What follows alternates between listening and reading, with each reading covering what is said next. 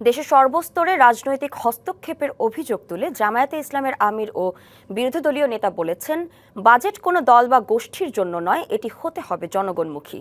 দুপুরে রাজধানীর মগবাজারে আল ফালাহ মিলনায়তনে আসন্ন 2026-2027 অর্থ বছরের জাতীয় বাজেট প্রণয়নকে সামনে রেখে জামায়াতের পক্ষ থেকে ছায়া বাজেট প্রস্তাবনা উপস্থাপন উপলক্ষে সংবাদ সম্মেলনে এসব কথা বলেন তিনি। বলেন, সরকারের প্রস্তাবিত বাজেটে জনগণের কল্যাণ ও বাস্তব চাহিদার প্রতিফলন থাকতে হবে।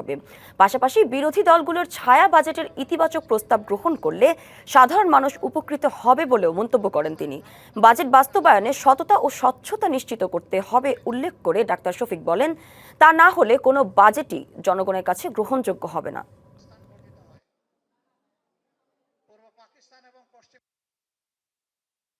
ব্যবসায়ীরা বিপুল উৎসাহ নিয়ে আরো বেশি ট্যাক্স দিবেন জনগণ, রাষ্ট্র এবং জনগণ উপকৃত হবে।